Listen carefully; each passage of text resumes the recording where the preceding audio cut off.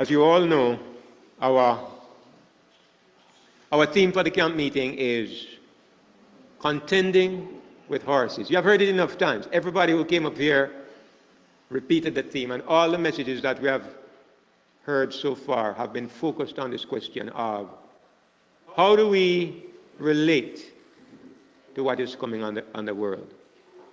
I think if you don't recognize that we are living in the last days, you're fast asleep. I mean, for me, it is a little bit challenging. I've been a Christian for 46 years. And when I just became a Christian, I was convinced that we didn't have 10 more years left on the world. I was convinced. And just like you all are watching the signs of the times, in 1975, the Pope at that time was John Paul II, I think. And if you know John Paul, if you think this Pope was popular, and if you think he was making waves, you should have seen John Paul II. Okay? They labeled him on the cover of Time magazine. He was John Paul, superstar. And so everybody was sure it was going to be the end of the world. And then he put out statements relating to the necessity for Sunday worship, just like we see happening today. If you live in this 21st century, and if you have lived through the last part of the 20th century, you have heard about the end of the world over and over. I remember in 1987, they were studying something called the Jubilee. And they were convinced that the world would end in 1987. Then in 1994, because people were calculating the Jewish Jubilees. However, with what is happening in the world presently, a resurgence of interest in the end of the world has resurfaced. Most of us are convinced that we have never seen it like this before. And even for somebody like me, who has been hearing this for 46 years, it was around before I became a Christian, but since I became a Christian, what is happening is enough for somebody like me to sit up and take notice and to feel a little bit alarmed or a lot alarmed. Because you know, there has never been a time in the history of the planet when everything was in place for the last great conflict. I mean, 20 years ago, if you talked about the mark of the beast, I would say, yes, it's coming, but the technology is not in place to make it possible. How can they possibly take control of everybody's finances, everybody's money, so that they can stop everybody from buying or selling? But with the digitization of the currency all around the world, everybody is going digital. Bitcoin opened up a door and it gave ideas to everybody. And the governments, you know, some of my friends are saying the answer is Bitcoin because they can't control Bitcoin. I've always wondered what makes anybody think this way. You know, the people who run the world, there has never been anything that they have not devised a way to take control of. Bitcoin is perfect if you're a secular person. It's perfect. I don't mean Bitcoin, I mean digital currency. It's perfect because you don't walk around with money. And all your money is on your device. And nobody can steal your money. I mean, you have to be, the system can become more and more secure the way they are looking at it. But one thing we have learned is that the more human beings take control of our ability to function, somewhere, somehow, sometime, they are going to use that ability. And it's going to be used to make sure that everybody conforms to what the majority wants to happen. If you're not a little bit alarmed at what is happening, you're probably fast asleep. So the technology is in place. I am not as bold as some of us in jumping into things, right? I like to see clearly and make sure of what I understand before I jump into something. Because I've learned it's hard to back down when you're wrong. It's hard to step back. And it makes it seem like you don't know what you're saying. So I want to be certain when I say something. But I'm telling you that as you look at what is happening in the world today, you ought to be a little bit frightened. We have never lived nobody in the history of this planet, unless it was in the times before the flood, nobody ever lived in an age where we have one world. Right now, through this device, there are people here from Australia, from all over Europe, from South Africa, from the United States, from Canada, from the other Caribbean islands on this device right here. We are communicating together. We truly are in a place where we are in one world. And so the ability to take control of all human beings, it exists. If you're a young person, maybe you're not as alarmed at this as those who have been looking at this a long time. Young people always think, well, I'm just starting out in life and I've got my life ahead of me. But I always remember that there will be a generation that sees the flood come. There will be a generation. There was a generation in the days of Noah. There were children going to school, if they had schools. There were babies just born. There were young people who had their lives ahead of them until the day that the door of the ark was shut. Jesus says that in the last days, they'll be eating and drinking, building and planting, marrying and giving in marriage, just like the days of Noah. So, I want to counsel all of us, and especially the young ones among us. It's hard to get young people to think seriously about the issues of life, because you have not been hit as often as the older ones. But I'll tell you, young people in our fellowship, we ought not to be like other people, because we are understanding. God has given us enough understanding that we can see better than other people. With all our hopes to make something in this life, to make something of ourselves, we should be aware of the greater reality of what is happening in the invisible world. So, I'm not even sure of what my topic is going to be this morning, but I wanted to focus, as most people have focused, on how do we deal with what is coming on the world? How do we deal with it? I'm not going to give you a complicated answer. I'm going to give you a simple answer, because you know the truth? For Christians, there is always ever only one answer. People complicate things, but the answer is always just one answer, and it is always very simple. I'm going to go to my Bible, and I'm going to put something on the screen. I'm going to put a verse on the screen. I'm going to look at a couple of verses, and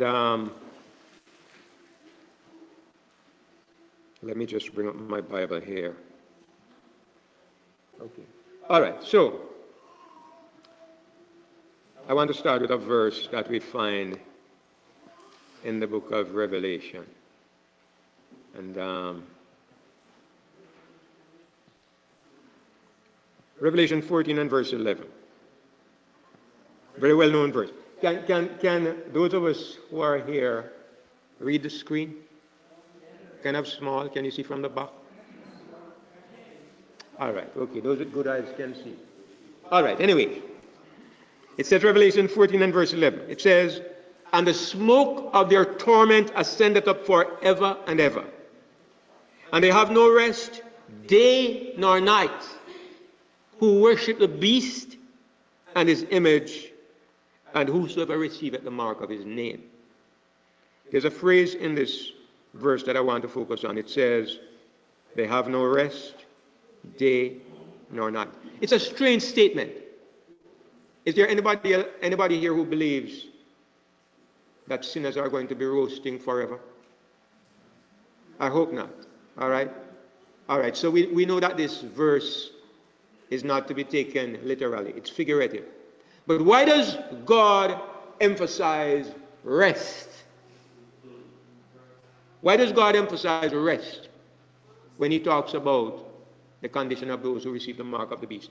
He could say to us, all those who worship God and are faithful to God, and those who are not faithful to God, they will worship the beast. But when God talks about those who are trapped by the beast system, he says, they have no rest, day nor night. And I believe there's something a little bit more to this statement than we perhaps understand. I'd like to explain a principle to you. I don't know how many people here are interested in athletics. Okay, I tend to like athletics. Jamaicans are some of the best runners in the world. I'm going to ask you, I'd like you to sum up the best sprinters in the world. I'd like somebody to give me an answer. Let me see if there's anybody here who knows a little bit about running. What do they say is one of the key things to running fast? Start. Give me something else. Form. Huh? Rest. Breath. All right. Thank you, Daniel. Thank you. He said, relaxation. She said rest. All right, it's kind of similar, but rest might gives you the idea of stopping. So that's why I say relaxation is a little bit more accurate. Oh, rest well at night. Okay, that's not exactly what they say. If you look at the faces of runners, like for example, if you look at Elaine Thompson, they always talk about how there's no tension in her face. Her face is completely relaxed. Like the best runners, it's not always true. I know Bolt was always puffing. I know Shelly, and you can see like she's straining. But they point to it a lot that one of the keys to running fast, it's strange, when you're in the moment of the greatest stress, when you're in the moment when you need the greatest energy, they say the key is to relax. Many times you'll see an outstanding runner and the person comes in second and they say she didn't relax enough or he didn't relax enough. It's a strange paradox. It's a strange paradox that in the moment of your greatest, when you seem to need the greatest energy, they say if you learn the art of relaxation, you do better. Well, to be honest, he was one of those who was very relaxed. But he wasn't relaxed when he got under tense situations. But anyway, I wanted to bring up this point because I think there is a strong, not just a biblical principle, but it's psychological, but not just psychological nor physiological. There is a biblical principle involved here. I'll share another example of this with you. Many years ago when I used to live on the north coast, when I used to live by the seaside, and I used to go spear fishing with the guys from the community. One morning, we went out. I was swimming out in deep water, deepish water, maybe about the height of this building. And I came upon a dead body in the water. It was a guy lying on his back, and his hands were like this. And, I came up back kind of alarmed because, there's this dead body in the water. And then after a while, I noticed that there were boats, police boats and so on, circling around. We found out that 2 guys had drowned the evening before. And of course, I found this body. They were looking for the bodies. I found this one. They were very happy. And then in a short time, they found the other body. And the other body, it was like this as well. What happened was that one of these guys got into trouble and started to drown, and the other one jumped in to save him. And one of the things I'll tell you that maybe a lot of people don't know is that if you go to try to save somebody who is drowning, make sure he's half dead first, or 3/4 dead. You have heard the saying that a drowning man clutches a straw? One of the things that happens when most people, when they find themselves dying, they grab anything and they hold you with an iron grip and they're not letting go. The guy that was drowning started to go down and the other one jumped to save him. And he locked him. He couldn't move. None of them could move. And eventually that one started to drown and he locked the other one too. The both of them died embracing each other. That's why they say if you go to save somebody, you make sure he's half dead and you go from behind.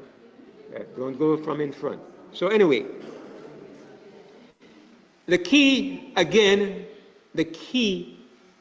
When you are in a time of trouble like drowning, the key is to relax. If somebody comes to help you, relax. Don't fight. And there is a principle here that I'd like us to remember. Now,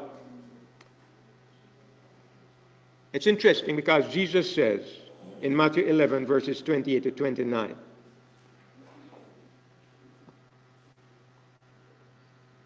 in Matthew 11, verses 28 to 29, Jesus says, "Come unto me, all you that labor and are heavy laden, and I will give you what? Rest." It's interesting that your problem is that you need to work hard. It's interesting that you have burdens carrying, and Jesus says the answer is that you should rest. And he says, if you come to me, I'm going to give you rest. One of the things you can be sure about is when you find a Christian who is concerned and bothered and troubled in his mind. He might understand religion, but he has not found Christianity. I want to repeat that. When you find a Christian who is stressed out and alarmed and troubled, he might have found religion, but he has not found Christianity. Because Jesus says, if you come to me, what? I will give you rest. Now we know he's not speaking specifically of physical rest, but sometimes God is involved too. What he promises is that he will give you something in your spirit that gives you peace. As a matter of fact, when he was leaving the world, what did he say to his disciples? My peace I give unto you. Not as the world giveth, give I give you peace. It always bothers me if I get disturbed about something, if my wife gets disturbed about things and it gets better. It bothers me. It bothers me when Christians come to me.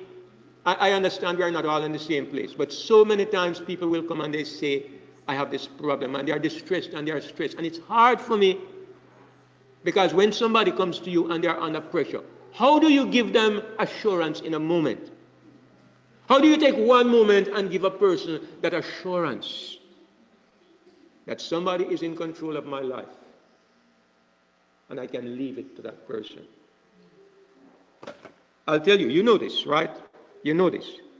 Daniel didn't prepare for the den of lions the night when he was thrown in there. Shadrach, Meshach, and Abednego were not bold in speaking to Nebuchadnezzar because they got a sudden surge of energy. No. It didn't matter whether it was Sunday, Monday, Tuesday, Wednesday, Thursday, Friday. What mattered is that whatever time of day or the year, whatever moment it was, they had learned the secret of resting in God. Why does a drowning person relax? Or why does he relax? You don't trust the person who is coming for you, right? If I fell in the water and Cade came to save me, I wouldn't rest. I wouldn't relax, right? Maybe many of you in here, I wouldn't relax either because I don't even know if you can swim. Okay? You have to have confidence before you can rest. Before you put your life in the hand of somebody else, you have to have confidence in that person. This was the hardest thing for me when I became a Christian. And I want to say this for the benefit of those who have not yet made up their minds. I mean, for 22 years of my life, I wasn't a Christian. For 22 years of my life, I battered. Why did I batter? Because I never trusted anybody to take charge of my life. Nobody could do that for me. I needed to be in control. And so for 22 years I battered. When I became a Christian, it was because I was fed up. You know, one morning, I think I've shared this story many times. We used to go to Alligator Pond like almost every Sunday, a few years ago, maybe about 20 years ago. And, I fancied myself to be a good swimmer. I grew up near the seaside. I could swim. And one morning, Alligator Pond is a dangerous place. Let me tell you, if you don't know, it's dangerous because one thing I wasn't accustomed to on the North Coast is currents in the water. I didn't know much about current in the water, and Alligator Pond has some dangerous currents. What happened is that the waves come in and they cut a channel when they're going back out. And if you get caught in that channel, you will die. I didn't know. They call it a rip. I didn't know. Annalie and I were surfing the waves in and out, in and out. And then all of a sudden, I found myself, Annalie and I were in the water, and we could not go forward. And the water was about here, and it kept getting higher. It kept pushing us back. I tried to dive and go under. No, I couldn't fight it. I tried to go. All that was in my mind, Annalie was 17. All that was in my mind was, she's out here because she trusts her father. Fear began to take me over. I could die. But for my daughter to die out there with her father because she trusts her father, fear came upon me because of that. I tried to hold her above the water. I said, swim and swim. I tried to throw her forward. We couldn't fight the water. I didn't understand. What we should have done was swim sideways to get out of the channel, but I didn't know at the time. And the wave was just beating us back. And if you know alligator pond, these huge waves were beginning to swamp us and to fill our mouth. I didn't want to call upon Jesus because I didn't want her to know how scared I was. I didn't want to call upon Jesus. I was fighting. And finally, I realized I couldn't do anything. I said, Jesus, help us. About 30 seconds passed. Nothing. And then I said again, Jesus, help us. This time I realized I'm making her afraid because I make her know that I can't help now. I said, Jesus, help us. And immediately the second time I said it, my foot hit the bank of the channel. My foot hit the bank of the channel. And we just stepped out of the channel, water up at our knees. And I never felt the presence of death as close as I did that morning. Maybe for the first time in my life, I was completely helpless. And I had no clue what to do. I just saw, and I know that people die at alligator pond all the time, but I thought, I'm a swimmer. That won't happen to me. I realized that's what kills people. You go there and you think you can swim and you don't understand the water. So, we had a Thanksgiving that morning. I was very grateful to God. But the point I want to make is, when did I find rest? I fought the water. I did everything I knew to fight that water. And nothing. And the moment I said, Jesus, help us, I rested and I gave it up to the Lord. Instantly, we found rest. We found a solution. It was a lesson for me, a lesson that sometimes we find it hard to learn, but it's a lesson that we need to remember over and over. Something is coming on the world, brothers and sisters, whether you believe it or not, whether you are expecting it or not, it is coming. You know, Jamaicans say, every day you carry a bucket to the well, one day the bucket bottom must drop out. I've always thought like this. Look here. Nobody knows what the end of the world is like because you have never seen it. You have never been there. All you have done is hear about the end of the world, and it has been 6,000 years according to the Bible, and you have never seen it. And everybody says, well, 6,000 years of generations have passed and I never saw it. Why should I see it?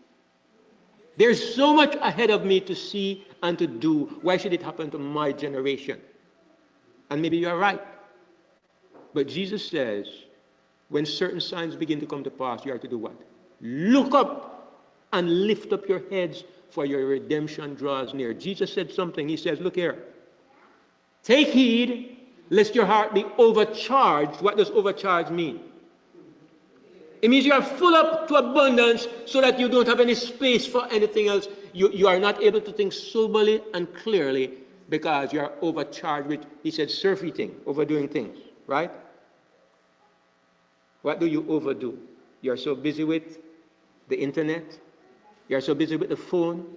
You're so busy with a job. You're so busy with entertainment. The world is full of these things to overflowing. Sometimes I take out my phone and I think back when I was 20. I'm living in Falmouth. I remember in Falmouth when the movies used to come to the theater, okay? The boys go and they go to the window and they try to peep through They had some slatted windows. They tried to peep through to get a little glimpse of what is going on inside. Right? I think even once or twice I tried to go and peep through, but you couldn't see anything properly. You'd hear the people inside when the movie is going on. Hey, hey, hey. That's how they used to carry on. When a new movie come down, everybody wants to go. One night I tried to go to one. My parents didn't allow me to go to the movies, but when I grew a little old, I sneaked away and went to one night. I think the title of it was Jack the Giant Killer. Of all the crazy things. But I was, and look here, I'll tell you something. I had on a jacket. When I got into the crowd, my feet lifted off the ground. Right? When I went inside, I didn't have on the jacket. And I didn't know what happened to the jacket. I had to go home without the jacket. The crowd that was trying to get into that theater. Right? Our excitement was we used to go to, there was an open lawn in front of the place. We used to go over there at night and sing and beat the zinc and make noise. That used to be our entertainment. And play games on the street. Nothing like the first time a TV came, a lawyer named Lawyer Douglas got a TV, one TV in the town of Falmouth. And at night, he would open his door and people would go and stand at the gate so they could peep and see that black and white thing inside a man's living room. A crowd would gather at his gate to see the TV. Today, I wonder what would happen if I could go back there with my phone and show them video and internet. Look, I would be the most famous man in the parish. But the point I'm making is that today, you have everything to overcharge and overdo. Some people become internet addicts. They don't come out of their house. They don't go to bed at night. I talk about this generation. They don't go to bed at night. They stay up until 3 o'clock in the morning. They're just creeping into bed because there's so much entertainment. Jesus says one of the curses of this generation will be overcharged with overdoing things. Surfeiting, overdoing things. And then he says drunkenness and the cares of this life. He doesn't mean drunk with alcohol. When a person is drunk, it means that you're unable to relate in a balanced way to life. You walk and you stagger and you stumble and you lift your foot high because you don't know where the ground is. I understand what physical drunkenness is, but he's talking about spiritual drunkenness where you become disoriented and unbalanced because you are so filled with all kinds of things. Because Jesus says, take heed lest this happen to you. Why? Because as a snare shall it come upon them that dwell upon the earth. The word snare means a trap. Okay? What is interesting is that, let me just mute everybody.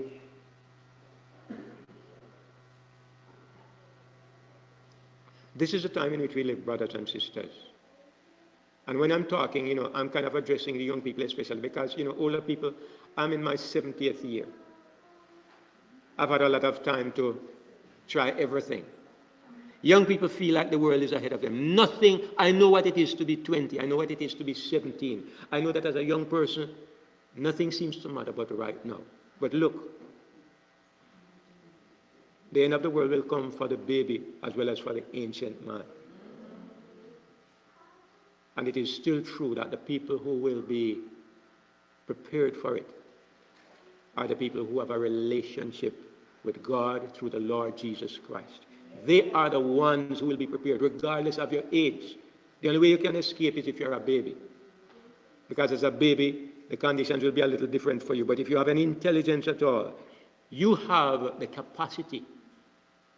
And you have the duty and the responsibility to develop a relationship with your Creator. Isn't that what the Bible says? Remember now what? Thy Creator when? In the days of thy youth. Don't wait until the snare comes upon you and you find yourself unprepared. One of the passages I want to just look at a little this morning is Psalm 91. And I suppose maybe other people have had it in mind, but I'm going to look at it a little bit more closely than maybe some of us might. The first verse of Psalm 91, I don't know who wrote this psalm. When I looked it up, it says maybe it was Moses or maybe it was David. But whoever wrote this psalm was under inspiration. It's a psalm for the time of trouble. It's a psalm for the end of the world. It's a psalm for the time in which we live. There are two psalms I would encourage you to read in this connection when you think about the end of the world. Read Psalm 91 and read Psalm 46. They are both speaking about the time in which we live. And I wanted to look at Psalm 91. It says, "He that dwelleth in the secret place of the Most High shall abide under the shadow of the Almighty." When I was younger, I learned this entire psalm by heart because it has been a comfort to me many times. Now, it says there's a certain person who will abide, and the word abide means what? Stay, live. Right? There is a certain person who will live under the shadow of God. To be in somebody's shadows is a good place to be, KKK, right? You not only get shelter from the sun, but you are secure, right? It says, who is this person? It is the one who lives in the secret place of God. What is God's secret place? What does this imply? Well, remember I said at the beginning that I'm going to look at, there's only one answer to every question that comes up. Every question that comes up, every issue that arises in the Christian pathway. There's only one answer. I know of one, and I will always present only one answer. That one answer is expressed here. He who lives in God's secret place. What does this mean? What is God's secret place? Well, I'll tell you something. Right now, I think we could be said to be in God's public place. You're all looking at me, and you're all involved, well, most of you, and you're involved in worship. And why do you kneel? Because I kneel. And why do you sing? Because everybody is singing. And why do you say amen? Because it's a proper thing to do. This is public worship. When it comes to public worship, there are a lot of hypocrites.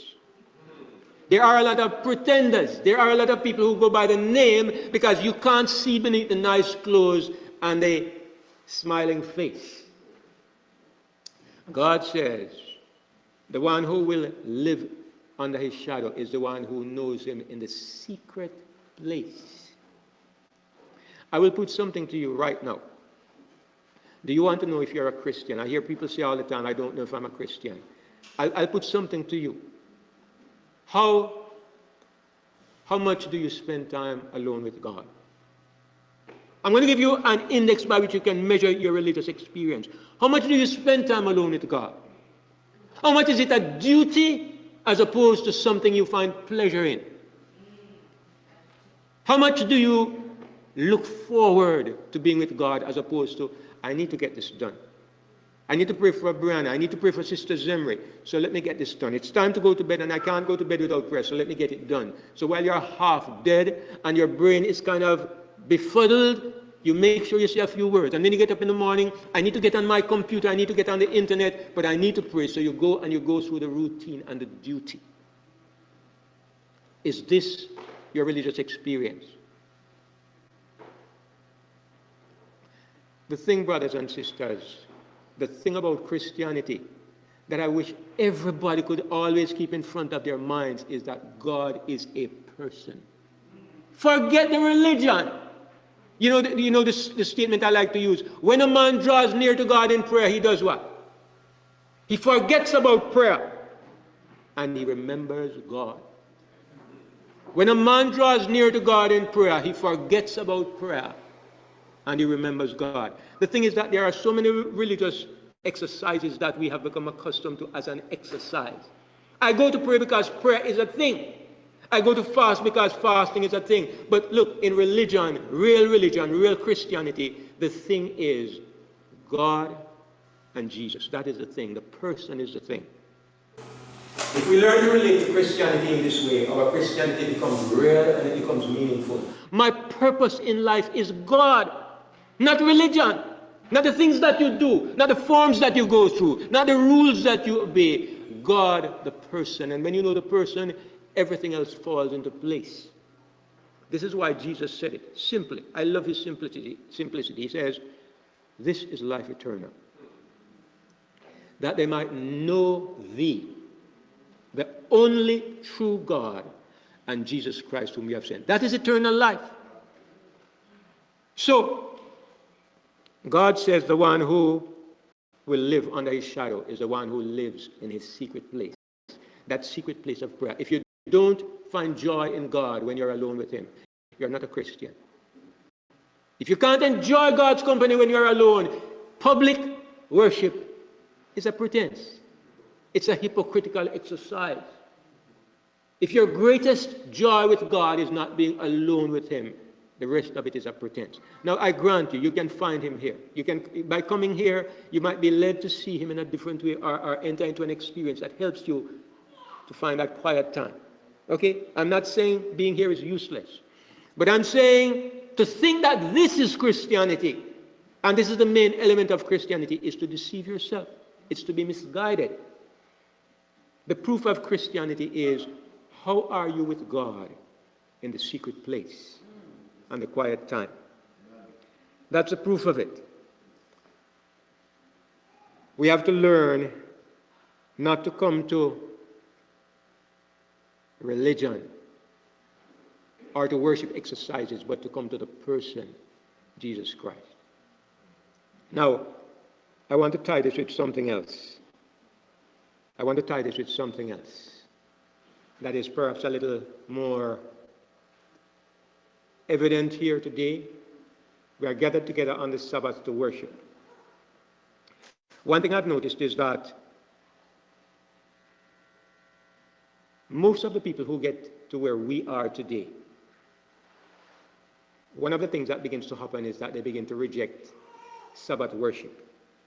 I don't know if many of you are aware of this, but a lot of people who come to the place where they begin to focus on the new covenant, because in case you don't know, I know there are some people here today who are maybe worshiping with us for the first time, but I'll tell you this, one of my greatest focuses is the new covenant. I believe and I love the new covenant. For me, since I came to understand the new covenant, it fills my horizon. I've learned so much more about God and Jesus since I came to understand this. A lot of people who come to this place, a lot of ex-Seventh-day Adventist ministers, they begin to focus on the new covenant, and I find that something happens to them. They begin to reject many of the things that they used to believe. And one of the things that always seems to go is the Sabbath. They stop worshiping on the Sabbath. And they present arguments to show that the Sabbath is no longer necessary. We don't need to keep the Sabbath anymore. And it's a challenge to me, because I think I understand the new covenant. I think I understand the new covenant as well as anybody in the world. I'm making a big statement, right? But I am standing by it, and I'm not a person given to boasting. I'm not boasting. I'm simply testifying to how much I have studied this subject, and I've studied it with the Lord, and I think I understand it very well. But my understanding of the new covenant has not led me to reject the Sabbath. I've been looking at these brothers and sisters out there who get into the New Testament. They start to find problems with Adventism, and I find problems with Adventism too. I abhor the idol trinity that Adventism has accepted. I abhor the misunderstanding of the law. I abhor the legalistic emphasis that is inbred into Adventism. Adventism is more focused on the law of God than on the God of the law. There's a great problem there. They understand, they know the rules that were made, but they don't understand the heart of the person who made those rules. Because of this, many of them would, like the Jews, be ready to stone Mary Magdalene. Because the law said so. The heart of God said, I don't condemn you. The heart of God was on her side. Anyway, what I'm saying is, many people, they reject the Sabbath when they come to begin to understand the new covenant. And so I want to relate what I was saying a little earlier on to this subject of the Sabbath. Now, let's make this clear. I think most of us will understand this, and if you don't, I'll be happy to talk with you, to discuss it with you. Most of us understand that many of the practices of the Old Covenant were types and illustrations. We don't observe them anymore today. They are not relevant, they are not necessary for a Christian to deal with and observe today. And we're familiar with many of these. Like, for example, we don't sacrifice animals. We don't keep feast days. At least I don't know if anybody does, but I know that I don't. We don't keep feast days, we don't sacrifice animals. And even many of the rules that were locked around the Sabbath. Like, for example, in the Bible, in the Old Testament, a man was stoned to death by God's command because he picked up sticks on the Sabbath. In the Old Testament, it was a sin to kindle a fire on the Sabbath. And the Jews, many of the Orthodox Jews, still live by that so strictly that they will not flip the light switch on the Sabbath because they say it makes a spark. And you can't light a fire, so if you flip the switch and it makes a spark, they say it's a sin, so they can't turn on the light. They have to get somebody to come and turn on the light for them. I remember hearing somebody telling a story where he was on a ship and he saw, he's a Sabbath keeper, so he saw a Jewish, might have been a rabbi. And he was trying to be friendly to this man, so he was trying to make conversation. So it was Sabbath, it was Friday evening, and he went to the man, he said, "Excuse me, can you tell me what time the Sabbath begins?" He said the man got an annoyed look on his face, and he turned and walked away. He didn't answer. So he thought maybe he didn't hear me properly. So he waited another opportunity, and he went again, and he says, "Excuse me, can you tell me what time the Sabbath begins?" He said this time he saw a real anger on the man's face, and he turned and walked away. One of the sailors came up to him and said, "Man, you just did a terrible thing." He said, "What did I do?" He said, "Don't you know he's an Orthodox Jew? He has bathed already, and you as a Gentile go and speak to him, now he has to go and bathe again." Now, you defile him by speaking to him. Now it sounds extreme, but I'm going to tell you, there are people to whom religion is like this. It's about mindless observance of rules. It's not about God and why God said these things. What is the reason? They don't understand the reason. They just understand the rules without understanding the reason behind the rules. A lot of people still relate to the Sabbath that's this way, okay? A lot of people are still so legalistic. They will condemn you if you happen to turn on the stove on the Sabbath. They'll condemn you if you happen to pick up sticks on the Sabbath. If you happen to pick up fruit from the tree on the Sabbath, they will condemn you. Jesus said something to the Jews. His disciples went and they plucked corn on the Sabbath and were eating it. I suppose somebody could have said, look, they should have done that from the day before. Somebody could have said they should have endured the hunger a little bit today. You shouldn't do that on the Sabbath. But they were picking the corn, rubbing it in their hands and eating it. When they came to condemn the disciples, you know what Jesus says? Go and learn what this means. I will have mercy and not sacrifice. He said, if you understood what this means, you would not have condemned the guiltless. But they didn't understand what it means. Why didn't they understand what it means? Because they did not know the God of the rule. They knew the rule of God, but they didn't know the God of the rule. And Jesus came here to try to help us to understand what is in the heart of God. Because a lot of people understand the external, they don't understand the heart of God. And Jesus came to make him known. That's why the Bible says we see the glory of God shining on the face of Jesus Christ. But the Sabbath, back to the Sabbath, because I have a point that I want to make. The Sabbath seems to be surrounded with so many rules. One thing I've noticed, that even for people like me, we understand the new covenant, but we still believe in the Sabbath. But what a lot of people do, now that we believe in the Sabbath and now that we understand the new covenant, we no longer have to be so strictly bound by the rules, because we understand the principle behind the rules. So when the Bible says, don't light any fire on the Sabbath, you understand that it was because they had to go and pick up sticks and they had to do work and gather these sticks together. Why? God told him not to do this, okay? But there's more to it than that. And I'd like to try to go into it a little more deeply so we can understand. The Bible says we are not under the law. And these people who reject the Sabbath, they say the Sabbath is a part of the law. And if you are not under the law, why would you still observe the Sabbath? But the truth is that when you look at the Bible, the Sabbath existed from the Garden of Eden. Okay? The Sabbath is not tied to the law. It was put in the law later on. But it is not tied to the law. It was in place long before the law was given.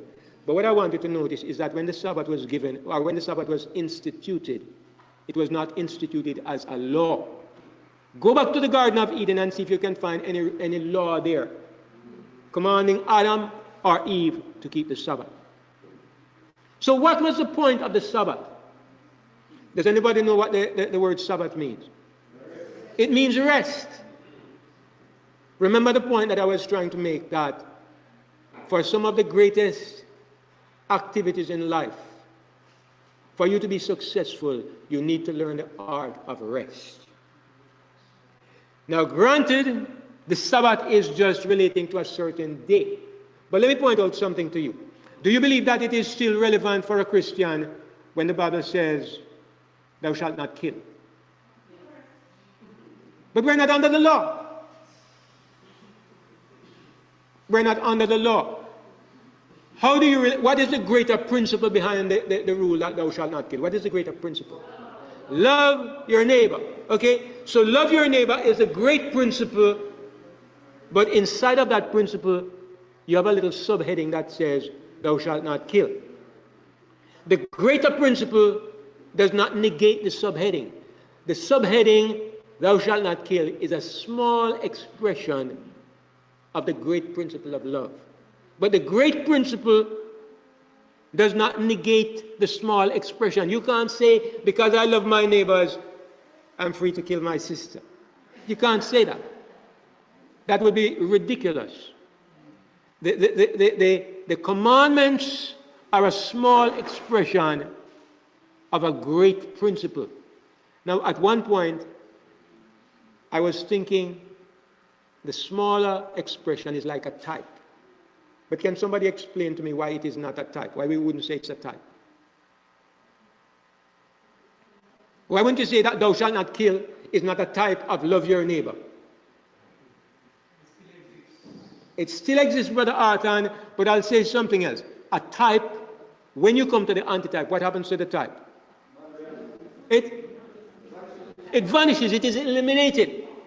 Types don't remain when the antitype comes. So if thou shalt not kill is a type, then when you learn love your neighbors, then you are free to kill. I hope I'm not getting too complicated for all of you, because what I want to do is apply the same principle to the Sabbath. The Ten Commandments were not types. They were limited expressions, but they were real expressions. There is something greater than the Ten Commandments, which is the character of God. Everything that is in the Ten Commandments exists on a greater level in God's character.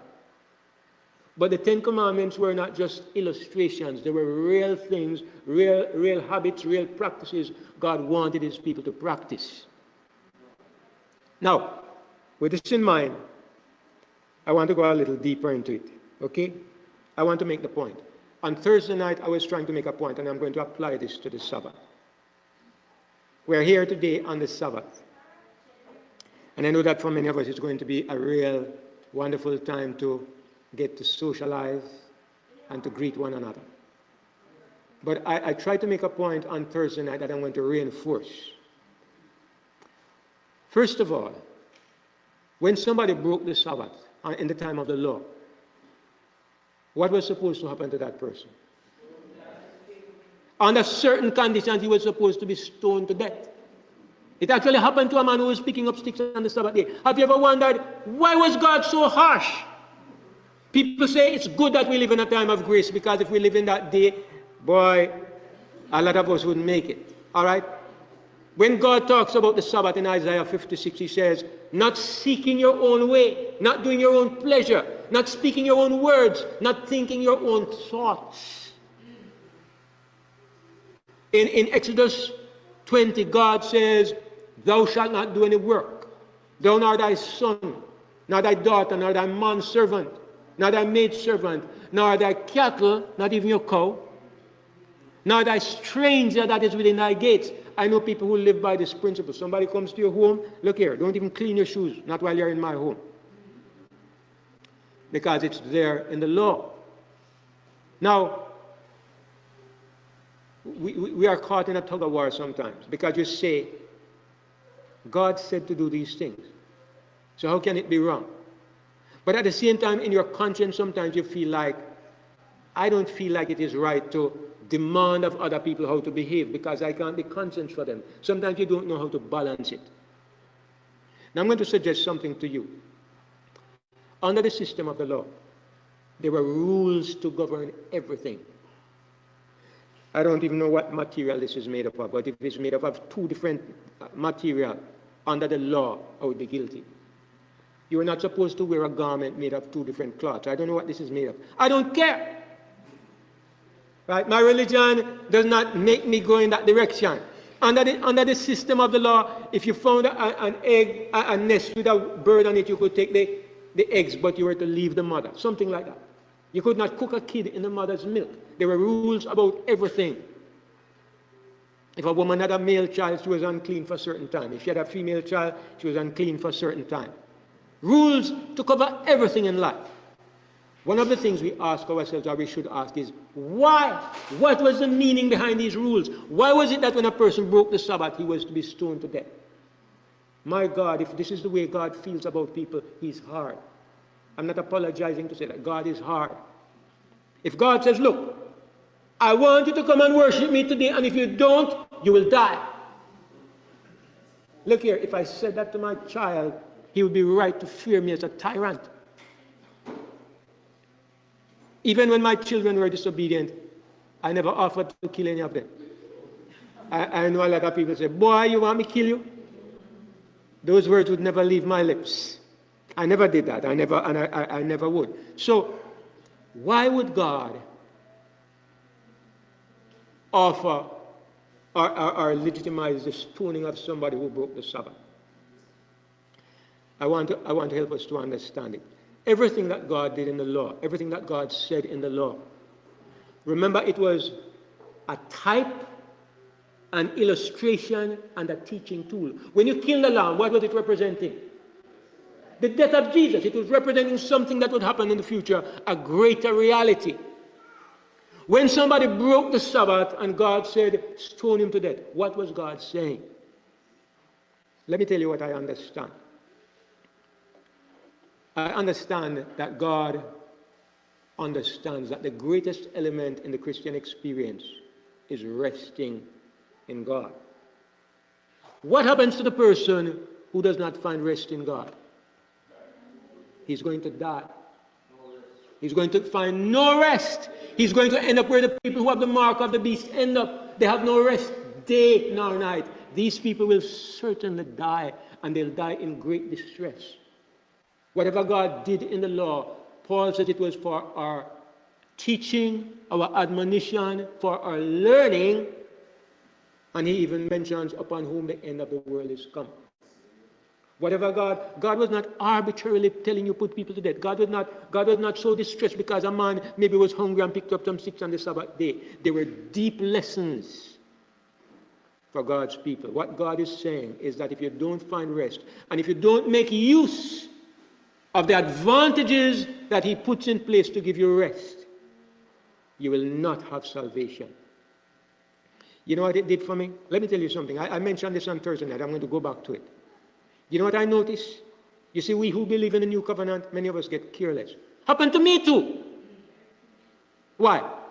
Because I realized that legalism is a burden. And God has saved us from legalism. We are not called to bondage, we are called to liberty. However, as I said on Thursday night, we have been made free. But are you fit to be free? Are you fit to be free? Bondage is for people with a slave mentality. Bondage is for carnal people. Freedom is for spiritual people. Paul says, when we were children, we were placed in bondage under the elements of the world. God put us under the strict discipline of rules and laws to govern, like the little children in here. You have to say to them, sit in your seat, don't move. Bondage. You have to say, don't run around today. Bondage. Why not just set him free? Because he's not old enough yet to appreciate what is proper behavior and what is appropriate. So you put him under bondage. But when you become an adult and you understand, and especially when you have the Spirit of the Lord in you, God says, we have entered into the glorious liberty of the sons of God. Why are you free? Because you understand how to use your freedom. But I will say this. Here's one of the things. If you don't understand the reason for the bondage, you'll end up in problems. Because why did God say, don't pick up sticks on the Sabbath day? Did he have something against sticks? Why did he say don't light a fire? Is there something offensive about a fire? Why? Sometimes we have to ask these questions. The problem is that God gave us a tool to facilitate rest. The tool that he gave us to facilitate rest is a Sabbath. God gave us a time to rest our minds. Let me tell you something. I am no longer going out 9 to 5. One of the things I used to look forward to when I was a teacher, let me tell you, maybe I was a bad teacher, but let me tell you, Friday on holiday, you think students look forward to holidays? I far more. I look forward to it because the pressure of the week and the harassment of trying to control these 50 wild things in the classroom. When weekend came and I could take a break, I was so happy. It was such a relief. Holidays were like, oh man, it was like heaven. And what God has done is give us an oasis in time. He has given us something where you can lock your mind to everything but God. Now, let me say this. You're free. You're no longer under the bondage. Christians are not under the law. You're free. But are you fit to be free? I'll tell you. You know what I found myself doing at one point? Read a little bit of the news on the Sabbath. Under the law, he said, don't watch the news. Don't read the news. Don't speak secular things. I am free. I'm free. Those things, I'm no longer under the law. I can pick up sticks on the Sabbath. I can light a fire on the Sabbath. And I am. Paul says, all things are lawful. However, he goes on to say, but all things are not expedient. You're free to do it, but it's not always helpful what you're doing. What I discovered, do you know this? Do you know that if you get on your internet every morning, you get up and you read the news, and you get up Sabbath morning and read the news? Let me tell you, when I became a Christian, God gave me something. Every morning, I started getting about 4 o'clock, and I made a promise. Like my father taught me, don't put any other book on top of the Bible. But I also learned this. Before I look on the face of any person, I'm going to look on the face of God. 4 o'clock every morning. 1 hour with the Lord in prayer, 1 hour with my Bible. For 46 years, I've rarely ever missed it. You know what Satan started to try to do? He started to make me start to say, let me just check my WhatsApp. While let me see if anybody sent me a message. Before I pray, 4 o'clock in the morning, I just check out the WhatsApp. I just look at Facebook before I pray. And then after I do a little reading, I go to pray. My mind kind of confused now because I've been reading these messages and so forth. My mind is not rested. I have to take an extra 10 minutes to settle my mind before I start speaking to the Lord. Then I'm reading the Bible from the computer. So I go to the computer and I wait for it to boot up, and then I wait for it to connect to the internet. And while it's connecting, I just look at something else quickly and I'm glancing. And I lose half an hour of my Bible study time. I'm hurting myself. You think God condemned me for that?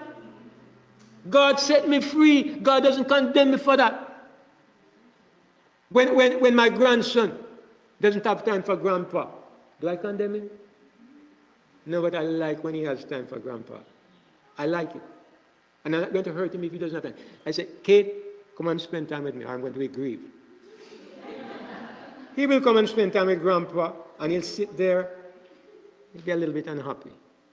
And he'll be looking for an excuse because he wants to go and chase the dog or play with Vanessa or whatever, right? My Father in heaven is no different.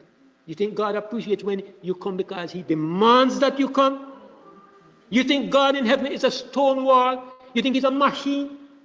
Don't you know he's a person with a heart who desires fellowship like you? If you don't understand that God is a person with a heart, if you're not relating to God on the basis of his heart, you're causing God deep distress. And you're causing suffering on yourself. The best thing I ever learned in life was when I came to know God as a person and as my friend. I tell you, this happened to me, and I know it happens to a lot of people. You come to God through the law. You come to God through the rules. You come to God through sit up straight. Don't speak in church. Make sure you do this. It's boring. It's drearisome. You don't enjoy it. You do it because they tell you you have to do it. This is how you worship. You don't know the God of the law. You know the laws, but you don't know God. When you know God as a person, when you delight in the Lord, everything that you should do falls in place. I'm not looking at WhatsApp. I'm not looking at Facebook any morning. I finish my prayer, I finish my Bible study, then I might do that. I'm not doing it. Why should I hurt myself? Why should I deprive myself of the time with my best friend? Why should I fail to abide in the secret place of the Most High? Brothers and sisters, if you don't understand this, you will never be prepared to contend with horses. You'll never be prepared for the time that is coming upon the world. Look, you could prepare anyway. Was it Daniel who was telling us the other night about this man who has food stored up for how many years? Did he say 10? To feed how many? 600 people? He's preparing for the coming trouble. Okay? And you read every article and you watch every video and you are preparing, right? And you are ready. You are doing the weightlifting and you are training. God says simply, he who dwells in the secret place of the Most High. That's your secret. 1,000 shall fall at your side and 10,000 at your right hand, but it shall not come near you. Look at what God says further down. Because he has set his what? His love upon me. Therefore will I deliver him. I will set him on high. Why? Because he has known my name. Look, any preparation you want to make, go ahead and make it. If this is not what you are preparing, if this is not the basis of your preparation, you are wasting time. You are going to be like Peter. Okay?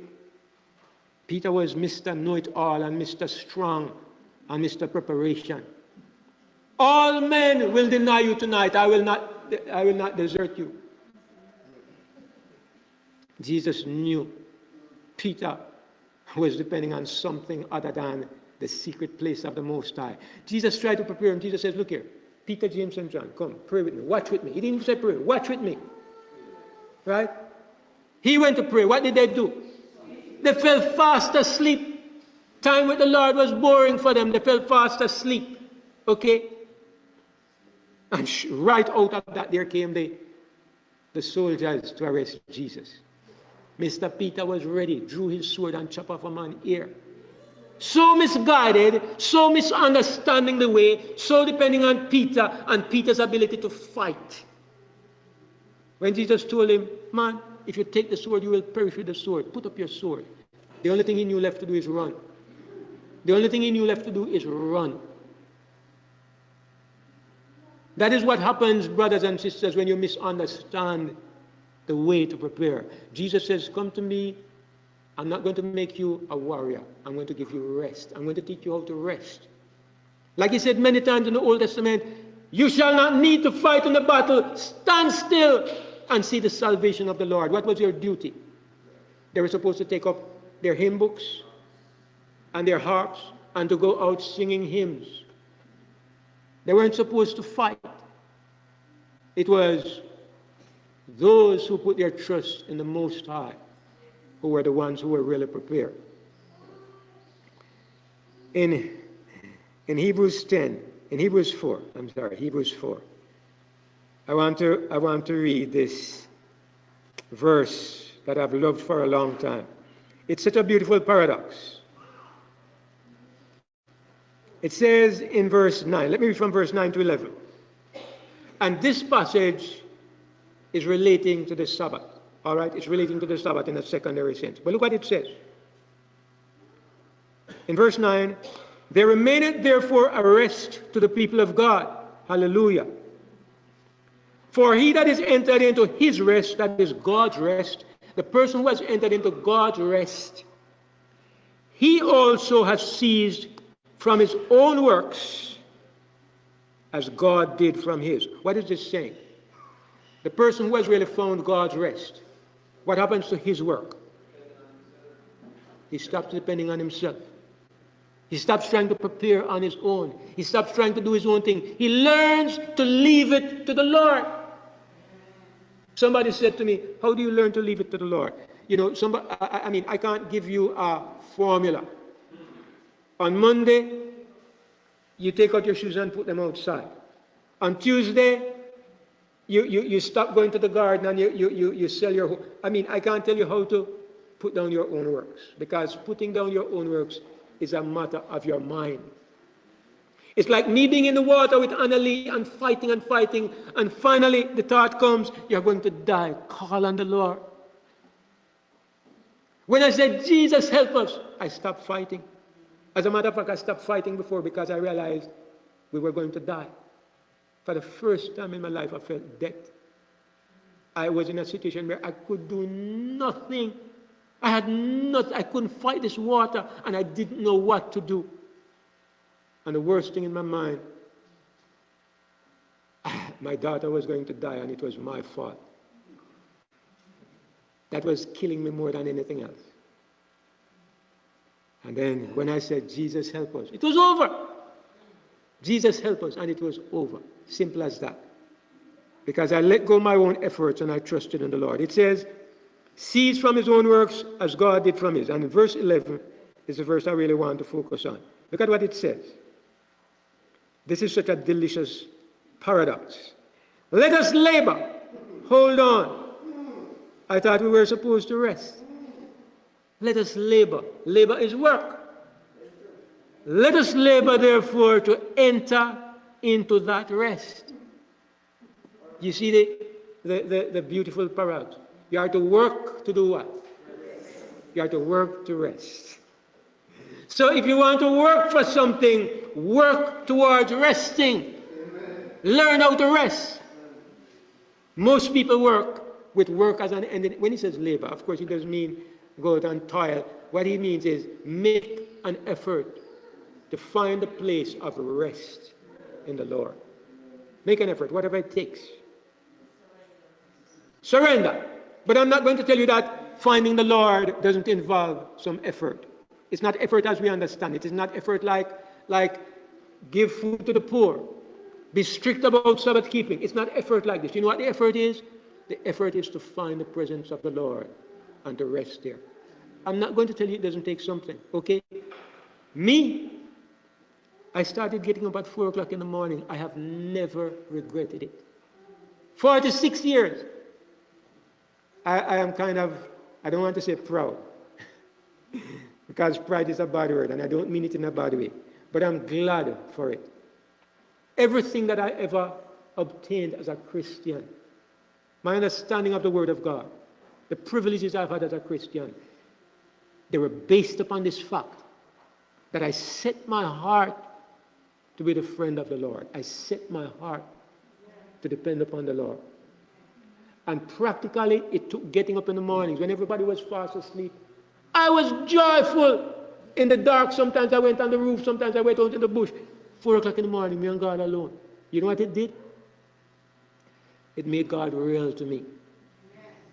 And that's what the resting time is supposed to do. That's what the Sabbath is supposed to do. It's supposed to bring God close to you, to make God real. I'll tell you this. I'm going to tell you. I think I said it on Thursday night. I'm going to repeat it. If you get up to pray and you go on your phone, you know what you are doing? You are telling yourself that God is not really here, or he's not really interested. You are killing your faith. If on the Sabbath you allow secular things to intrude on the time that is for you and him, you think God condemns you? Of course not. Your daddy doesn't condemn you for being careless, but you're hurting yourself. You're hurting yourself. So, I want us to remember today, because we're going to be meeting together and fellowshipping together. And the Lord wants it to be so. It's brothers and sisters, and we're in one another's company. But I'll tell you, remember that the purpose of the Sabbath was us and God. Whatever we do, let us do it with the sense of our Father being with us. And if we step away from the privilege of that fellowship, we are going to hurt ourselves. So don't allow anybody to drag you into foolishness. Not that God will condemn you. Under the old covenant, it was typified by stoning the sinner, stoning the Sabbath breaker. God was telling you what will happen to you spiritually. You will stone yourself and you will die spiritually if you keep doing it. That is the point. So, I know I was a little bit jumbled, but I'm going to stop here because I think we're out of time. But I want to thank you, brothers and sisters, for being with me and for being involved and for participating. I hope that you have been blessed by this presentation. Before I have the closing prayer, we're going to have a special song.